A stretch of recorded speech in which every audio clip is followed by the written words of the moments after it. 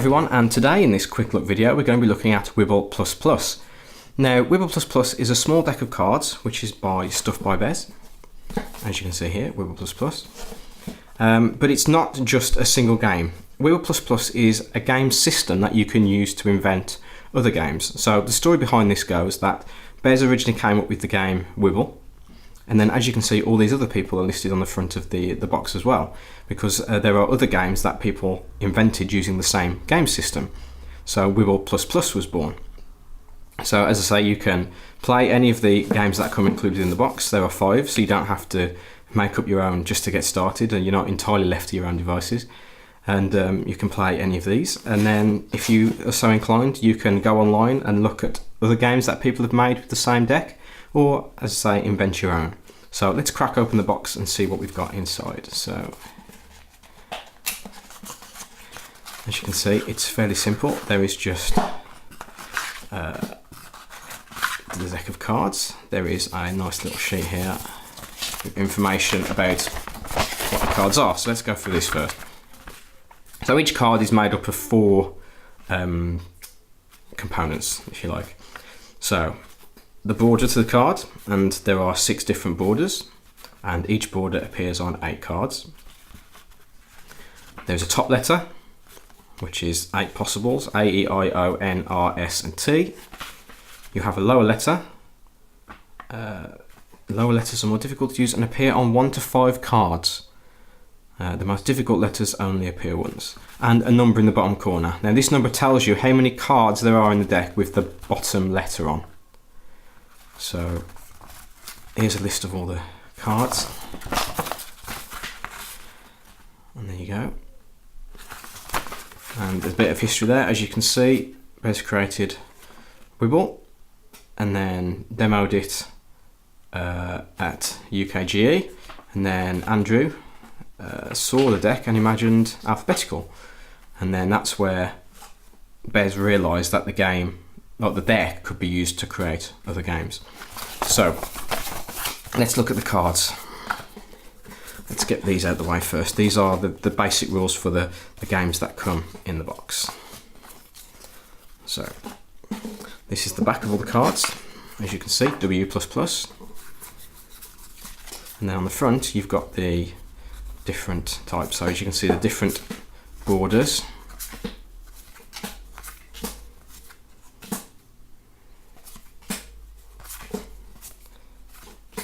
There you go. There you go. They're all in there. So as you can imagine, there's quite a lot of different ways you can use the cards to play games. So at the time of this recording, I've only had a chance to play 2 of the games. But I will go through those, and then I'll also briefly show you the other ones as well. So let's go through all the games that you can play with Wibbell++.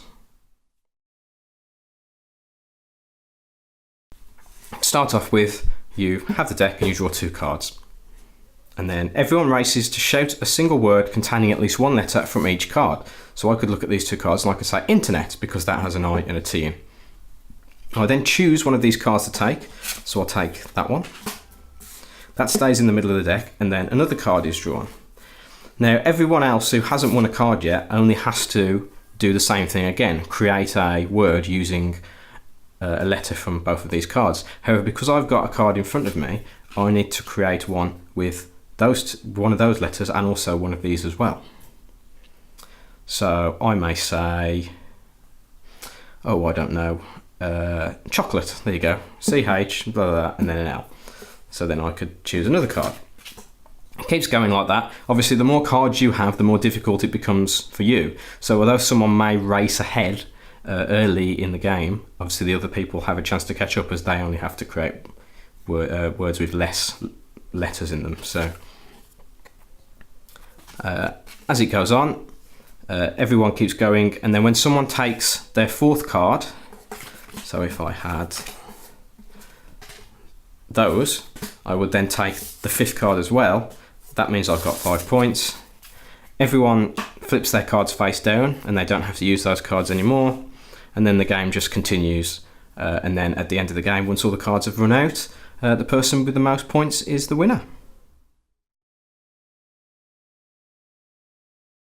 Okay, next up is Grabble. Now this is just a very quick, simple speed game where the objective is just to pick up cards as quickly as you can. However, it's not a completely random selection.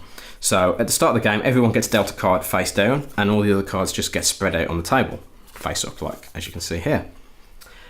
And then everyone flips their card face up and sees what they've got. And then as fast as you can, you have to take cards with your other hand, but they have to either match one of the letters on here or the border pattern. And you just keep going. So I would go that one. And then, oh, this is more difficult than I thought it would be. Only because there's not a lot of room here. There you go. The H, and then the border, and then an E, and so on. Keeps going until the entire selection of cards has been picked up. The last player to stop gets all the cards on the table as a bonus, because obviously some people might get to a point where they can't pick any more cards up. Everyone passes their stack of cards to the player on their left to be checked and counted. Anyone who made a mistake gets no points at all, but everyone else scores the number of cards plus their bonus points, which is the 10 points. And then whoever's got the most points, again, is the winner.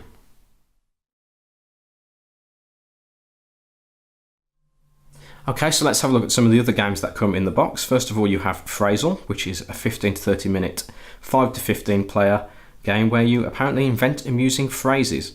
So you flip a card face up and use it to inspire any subject you wish. Flip over 2 more cards revealing 4 letters. Okay, let's do that. Oh.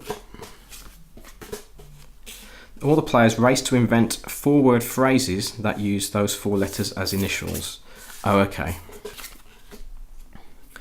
It's like, it reminds me of the old game we used to play in the car where you would get a car number plate and you would use the 3 letters, or however many letters there are in the number plate, to create a funny little phrase. So that's that, I guess. So there you go, there's some examples here. You flip over OU and IC. Now they don't have to be in any specific order, they just have to use the 4 letters. So that's that. Actually, I quite like the idea behind that. It's my imagination is not the best, as people can probably attest to, but yeah, I think that has got potential to be quite a fun little game. Next up, we have Wibbell, a cooperative storytelling game, 15 to 30 minutes for 2 to 5 players. Each player in turn flips a card face up and uses the 2 letters as initials of 2 words describing a story element. Place the cards anywhere on a communal timeline, dictating when the elements will feature in the story. Okay, so you basically be using the cards together and then using the letters on them to create elements of a story, and then placing cards down on the table to build the story together cooperatively as a team. So last up we have Alphabetical, which is a 13 to 35 minute, 2 to 5 player game where you have to, as it says here, assemble an alphabetical sequence. So this is the game that was mentioned in the sheet that comes in the box as being the game that Andrew created at UKGE. So each player gets 3 cards. Starting from the dealer and going clockwise, choose 1 to keep face up in front of you, starting a personal line of cards. You shuffle the others back into the deck. So you begin the game by dealing a card face up. In turn order, starting from the dealer, each player either passes or takes that card to add to either end of their line. So someone may start with an A or a Z, or they may start somewhere in the middle. And then as the cards go around, they choose if they want to take that card, and if they do, they put it either on either end of their sequence. Cards must only be added to the left and right, yep. Everyone scores when the deck runs out, or if anyone takes their 11th card. Each card is worth 1 point. So obviously you don't want to go too far in the alphabet because you're limiting your ability to put more cards down. And then each card is worth 1 point. And then you also score 11 points if you're the person by taking the 11th card. And there is an example game here. Just explains the rules. As you can see, there's a small sequence there. So yeah, do you you know, take later letters in the alphabet to guarantee that you're getting cards and putting them down on the table? Or do you sometimes pass even though there's one, because you think, actually, I've got an E there, I might get an F or a G, I don't really want to put a J or a K down because it's too far ahead in the alphabet. So, you know, interesting decisions to make there. So that's alphabetical.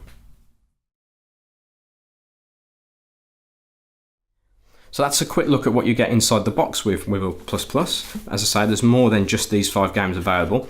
If you go to stuffbybez.com and then click on the Wibbell++ icon on the front page there, you'll be taken to Bez's new website, which is Puzzle Brains, which is something that was recently funded successfully on Kickstarter, and it's essentially just a website where anyone can go create an account and they can create games that they can play with this deck. As time of recording, there are 8 extra games on there that aren't in this box, so there's plenty to choose from. And yeah, if you're interested in designing your own game using this deck, then obviously get a copy of it and you can just let your creative juices flow. So yeah, that's a look at Wibbell++, and thanks everyone for watching this video, and we'll see you next time. Bye!